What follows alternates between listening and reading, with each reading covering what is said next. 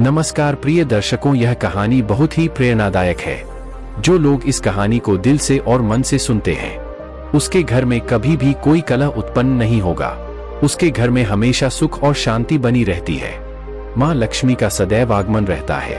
आपने बखूबी सुना होगा कि जिस घर में रोज लड़ाई झगड़े होते हैं, रोज कलह उत्पन्न होता है, उस घर में बरकत नहीं होती, दूसरों का आगमन नहीं होता। जिस घर में सुख शांति होती है, उसे घर में सुख समृद्धि की प्राप्ति होती है। माँ लक्ष्मी का निवास सदैव बना रहता है। यह कहानी हमारे जीवन में हमें यह प्रेरणा देगी कि हमें घर में लड़ाई झगड़ा क्यों नहीं करनी चाहिए, और जिस घर में लड़ाई झगड़े होते हैं तो उनको किस तरीके से रोका जाए। प्रिय दर्शकों, घर में सुख शांति का होना बहुत जरूरी होता है, क्योंकि जहाँ सुख शांति होती है वहाँ लक्ष्मी निवास करती है। जहाँ कलह उत्पन्न होता है, लड़ाई झगड़े होते हैं, वहाँ लक्ष्मी निवास नहीं करती है, वहाँ दुख दरिद्रता निवास करती है। इसीलिए हो सके तो इस कहानी पर जरूर अमल करें और इस कहानी को पूरा सुने। ये कहानी आपको आपके जीवन में ढेर सारी प्रेरणाएं देगी। ये बहुत ही प्रेरणादायक कहानी है। प्रिय दर्शकों, एक जंगल में एक मोर एक मोरनी रहा करते थे। मोर और मोरनी दोनों बड़ी हंसी खुशी रहते थे। एक दिन मोरनी मोर से कहती है कि पिया जी, हमें यहाँ से चलना चाहिए, और यहाँ से चलने की बात जहाँ हमारी समाज के पक्षी रहते हैं, जहाँ काफी सारे मोर और मोर नहीं रहते हैं, हमें वहाँ चलना चाहिए।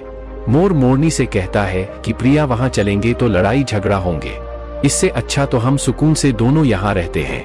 लेकिन मोरनी जिद करती है। दोनों उड़ करके एक नगर में आ जाते हैं। उस नगर का राजा पशु पक्षियों की भाषा को अच्छी तरह समझता था।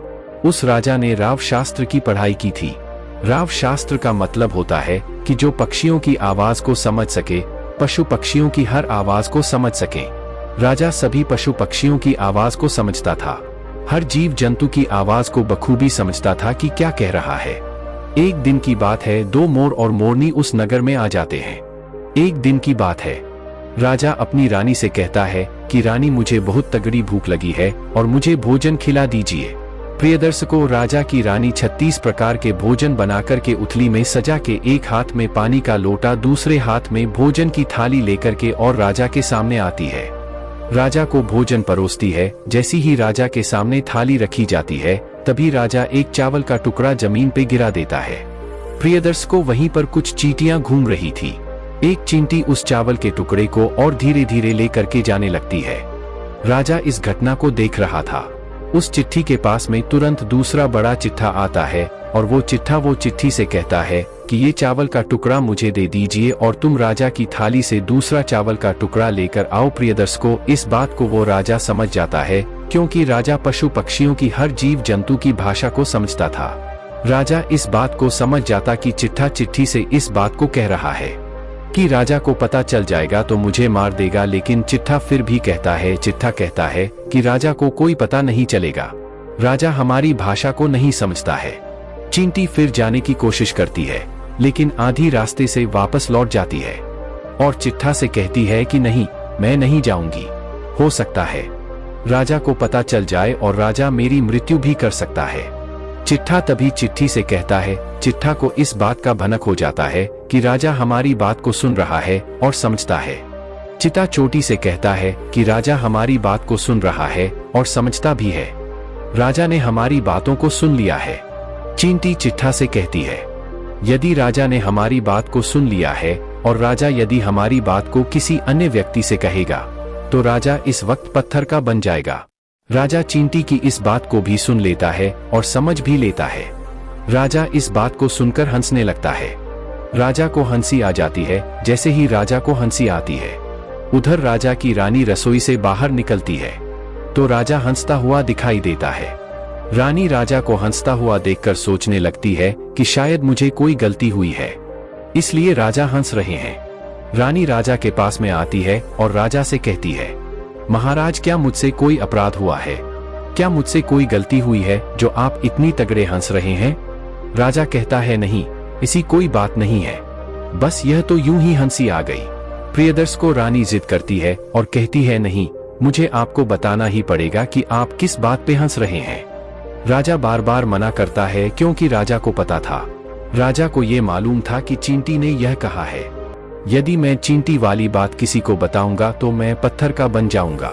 इसलिए राजा रानी को यह बात नहीं बताना चाहता, लेकिन रानी बार बार जिद करती है और कहती है, आपको मुझे बताना ही पड़ेगा। यदि आप मुझे सच्चा प्रेम करते हैं, अपनी रानी मुझे समझते हैं, तो आपको बताना ही पड़ेगा। अब राजा बड़ा धर्म संकट में पड़ जाता है। राजा बार बार मना करता है।